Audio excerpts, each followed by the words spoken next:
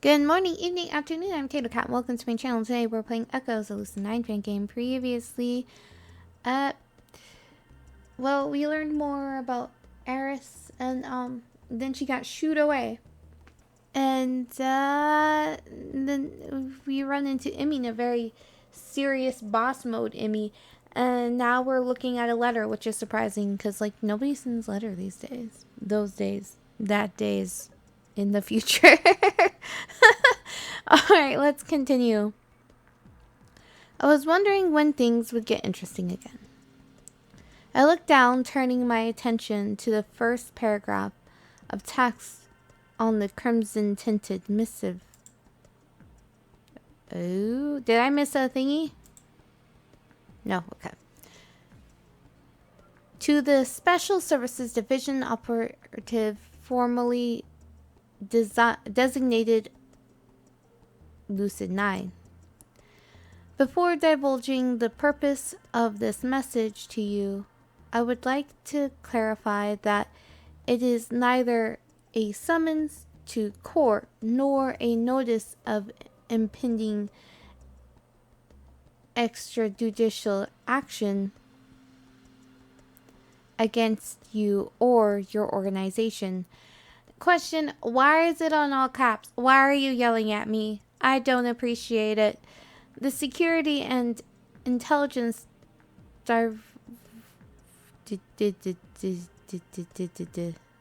Directorate of the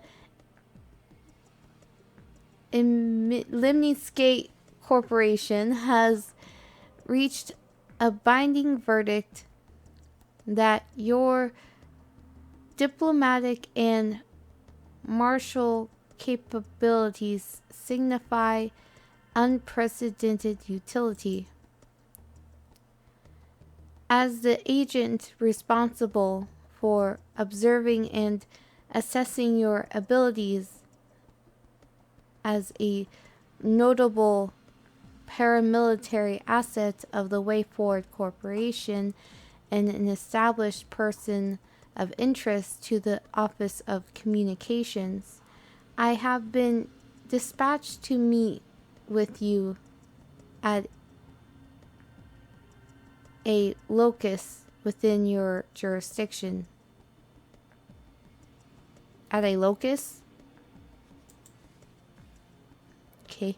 My intention is to acquaint you with the benefits of working more closely with my superiors and the liabilities inherent to defying their authority. On April 27th of 2021 at 0900 hours, you will seek me out.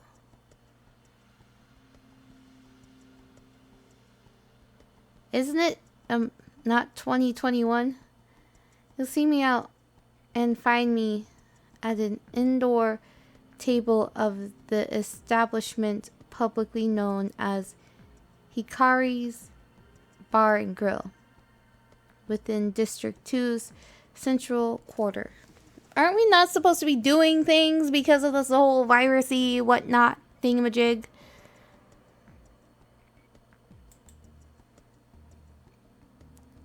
Failure to attend will result in harsh sanctions against you and the Way Forward Corporation as a whole. With utmost sincerity, Special Agent Hiraga, Office of Domestic Affairs, Department of Corporate Intelligence and Security. Is the rest of DCIS this cordial, ma'am? Honestly, Operative, this is the closest thing to a friendly request that DCIS has ever sent out to us. I assume you saw the footage of yourself that was broadcasted on Triple N the other day. Affirmative, ma'am.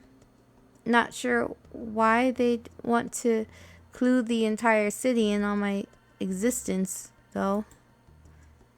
They were gracious enough to omit your face and real name, Operative. I won't deny that. However, I also won't deny that it's in their best interest as well. If any rumor of your survival spread far enough outside of District 2, powerful people might take an interest in it and start asking questions. As for why they're sharing this footage with the rest with this city,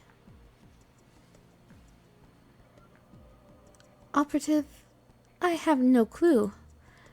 DCIS has 10 ulterior motives hidden behind every one of their stated goals, and I'm sure that they have enough resources to eliminate you if you decide to go digging around. So, don't question anything about them. That's an order. Understood. Understood, ma'am. Good. Thank you, Operative. The commander takes a seat at her desk, rubbing her eyes in a combination of nervousness and exhaustion. Damn it. I knew this was coming ever since that agent stepped out of the woodwork. Those powerful sons of bitches only reveal themselves when they're ready to take action, and even then, 99% of that action never sees the light of day. They're trying as hard as they can to get you under control, Operative, and they already had us pinned down by a mountain of regs before they decided that they wanted you working for them. I thought we were supposed to be working with them. Well, they don't, Operative. If you're going to help the SSD cut a deal with them, you need to understand that. Everything that moves in this city moves under the authority of the Department of Corporate Intelligence and Security. If anything in Isamu is moving without its authority, it's probably twitching on the ground with half of its entrails hanging out. DCIS lets organizations like the SSD and Black Star Security exist because they know, better than anyone else, that the corporations of the Trifect need to work together to keep Isamu in one piece. In exchange, we don't stand in their way. They let us have our guns because they know they have more, and they only let us keep our secrets because they already know what we're hiding. For example, you. DCIS was willing to let you live because they saw some merit in letting the chairman bring you here. The same goes for Ishimoto. At the very least, it's apparent that they didn't see your lives as ongoing threats. Without their permission, we wouldn't have been able to augment you through the Aurora project, and Ishimoto would still be in state custody. All things considered, Operative, you're insanely lucky. You're one of the few people of interest that DCIS is willing to take advantage of. I assume that's better than the alternative. You're alive and not in jail, Operative. When you're dealing with DCIS, that's a victory in its own right.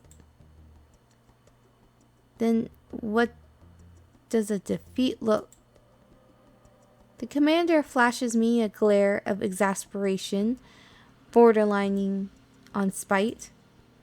Right, no questions. Sorry, ma'am. It's fine, operative. Just try to envision the worst case scenario before you say anything around these people. Trust me, with DCIS, that's the best and only way to keep your skull bullet-free. Yes, we do like our skulls bullet-free, don't we? It's not a wise decision to do what they say, but your odds of survival are going to tank if you make any other decision. So I'm expecting you to fall in line. Otherwise, every one of their agents has and will use their capacity to act as judge and executioner against you. Have you had breakfast yet, operative? No, I was talking to the blue... oh no, she did. She did. She had a huge breakfast while she was talking to Isao. Yes, ma'am. Good, because you won't be eating for 15 days, I assume. I want you to take a shower, wash your hair, speak to the on-duty armory officer about getting your dress armor ready. We'll leave from the station at 0820 and take a cable car up to the surface. I'm coming with you, operative. As your supervisor, officer, it is my job to take responsibility for anything this agent decides to indict you for.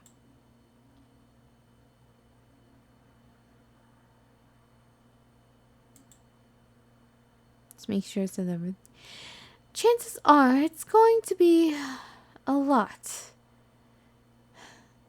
But I knew the risk when I took this job. Are you going to be okay, ma'am? No idea, operative. But I appreciate the concern. For now, focus on looking sharp, following orders, and erring on the safe side. We'll get the situation resolved.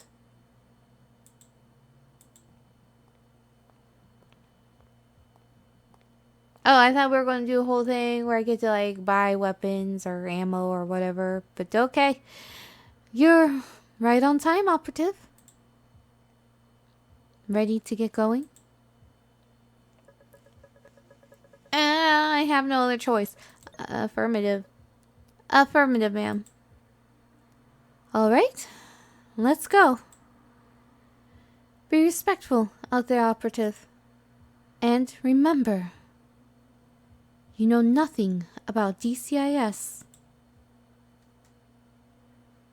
Nor do you want to. Okay, operative. As the cable car begins to move down the underground track, the commander rolls up her sleeves and taps the screen of an electronic device mounted to her forearm. If you're comfortable with conducting a last-minute briefing, I've got some data on here that might come in handy after the meeting's over, provided we survive it. It appears to be a modified phone entered in an armored gauntlet for added protection.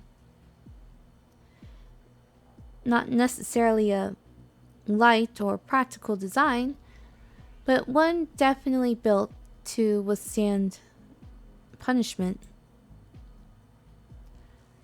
Just like a particular idiot I know. Operative. The commander stares daggers at me. You listening? Yes, ma'am. Sorry. What's this data about? Just some background info regarding the agent we're meeting. On the surface, it's not essential, but it might help paint a better picture of who you're dealing with. And considering she's been following you for God knows how many years now, I figured it might pique your interest. Would you like me to share it with you? I'd rather you didn't, ma'am. If you think it's safe, ma'am, lay it on me.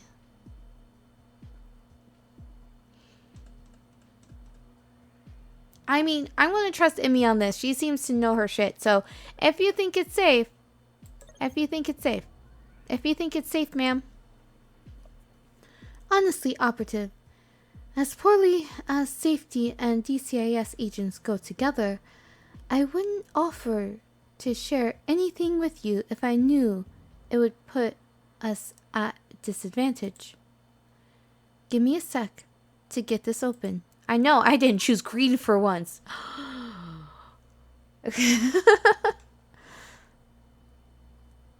Alright, here we are. SSD Extra Organization Personnel Dossier, Special Agent Airi Hiraga of Limni Skates, Department of Corporate Intelligence and Security. According to existing records, she was born on February 17, 2022 in District 6 to Saki and Kintaro Hiraga, editors-in-chief of how defunct small newspaper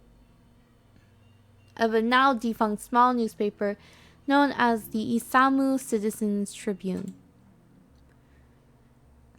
Oh, Emmy's talking this whole time. I'm just like reading this.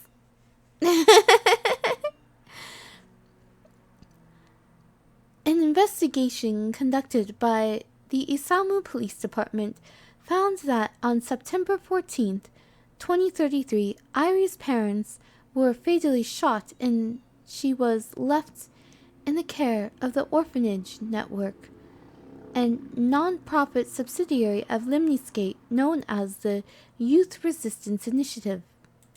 Residents. Not resistance. While no suspects were identified, the IPD attributed the homicide to a loan from the Yakuza that the Hiraga family had defaulted on. However, the official cause of death in public records was changed in October 2034 to a murder-suicide resulting from domestic dispute.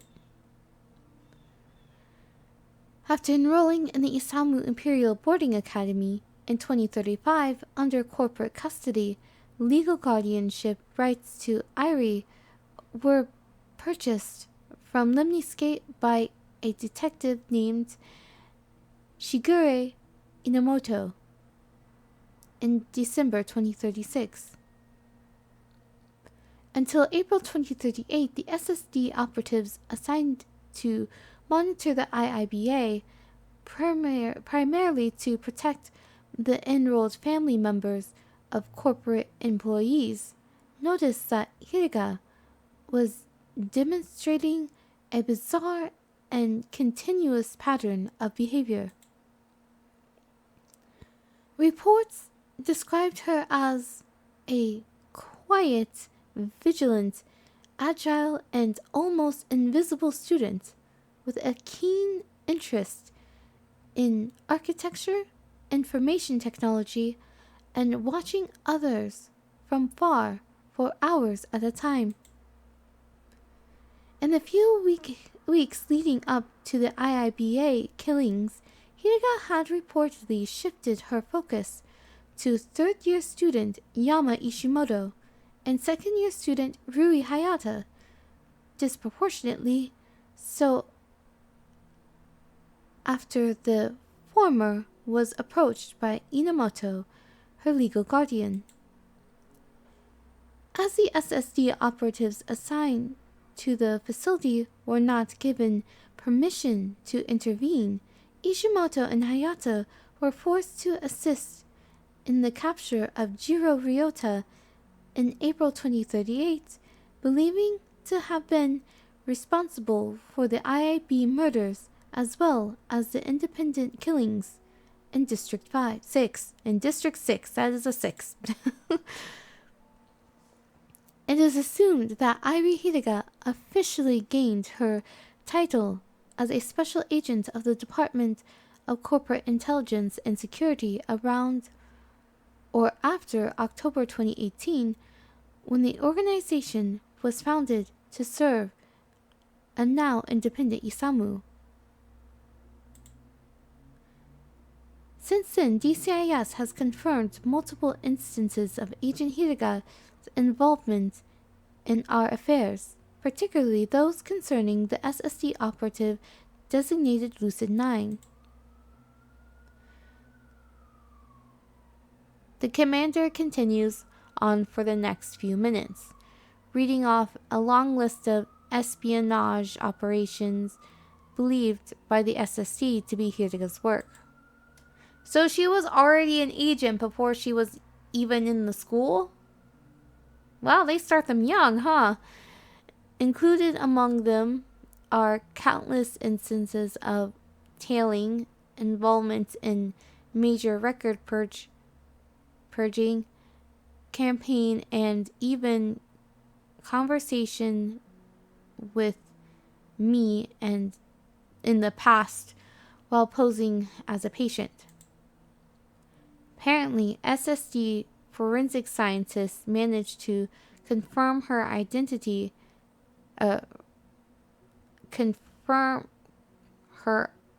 identify her thing. Okay, that's a confusing one. Apparently, SSD forensic scientists managed to identify her, thanks to the use of a 12-year-old DNA sequence. And that was less than a year ago. Even with all the times they discovered that someone was watching me, they still didn't know for sure until they collected a single loose hair, confronted DCIS on it, and in strange turn of events, were told the truth. And with that response, who's to say they couldn't have planted it there deliberately? Yeah, it sounds like it was. If nothing was left behind and you finally find this one thing, they're like, yeah, we did it. That was definitely planted.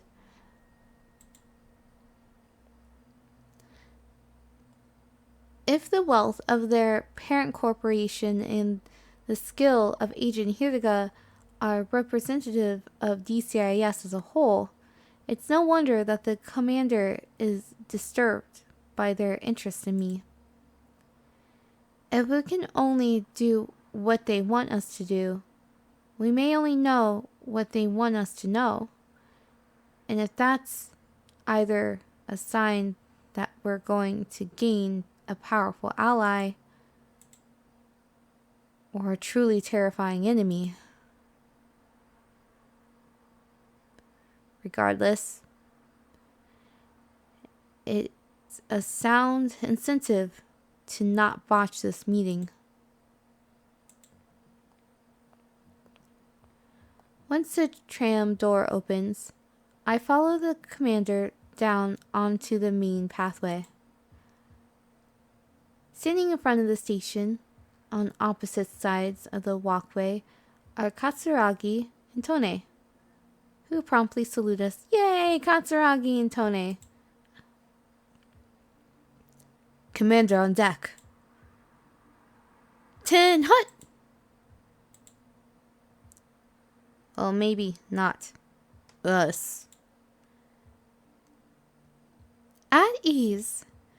Constable Sergeant Katsuragi and Tone, right? Yes, ma'am. It's good to finally meet you two in person. Thanks for watching over the operative for me. Not a problem, ma'am. At this point, she mainly watches over herself. We're just here to report back to the man upstairs.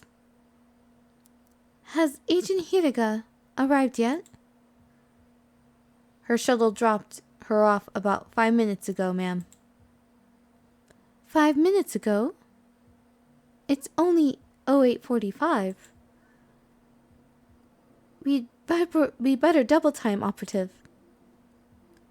It's clear she wants this meeting to start early. Understood, ma'am. Well, look at us in our fancy clothes. So fancy. It looks extremely uncomfortable. After taking a second team to Central Quarter, I have little difficulty keeping up with the commander as she storms down the path towards the main square. Almost said squadron. 2 more sets of armored footsteps follow behind me. I can only assume that Kosuke still wants me escorted. While I will give him points for consistency, I sincerely doubt 2 bodyguards are going to be able to outgun or out-observe the fucking Department of Corporate Intelligence and Security. After a very brisk jog, I'm greeted by the sight of a military cordon around the main square, completely blocked off by peace officers equipped with heavy armor and light machine gun. Is what I would have preferred to say. Wait, that's not standard equipment. The commander takes notice of their armor at around the same time as me. Oh, fuck, all kinds of fuck. DCIS blockade, ma'am. Tone and I can't go any further than this. And then get to a minimum safe distance, Constable Sergeant. Ma'am? That's an order. If so many as one of those DCIS guards is having a bad day,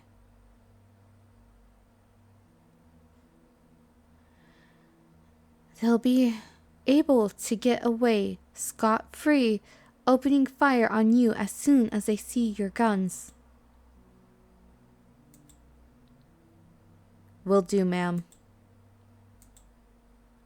Tone only stands hesitantly as Katsuragi turns around and begins to walk away. Commander, Doctor, in case we don't see each other again, it's been an honor serving under both of you. Godspeed. And to you, soldier. Oh, maybe I shouldn't have asked for info. As Tony retreats into the distance, a window in the DCIS cordon opens as 2 of its guards break formation.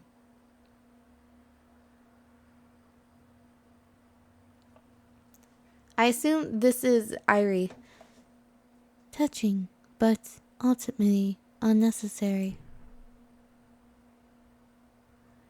Agent Hiraga disengages her ODG and steps out onto the path, eyeing us with a distrustful expression of disappointed superiority. She gestures to the armored figures standing behind her. These are highly trained guards, not trigger-happy military rejects. If you are no longer able to distinguish between the two, perhaps it is time to start conducting business with more reputable and legitimate parties. Come with me. Well, hopefully Irie doesn't kill us in the next episode, but we'll see. Hope not. Maybe I shouldn't have asked for stuff. Oh no.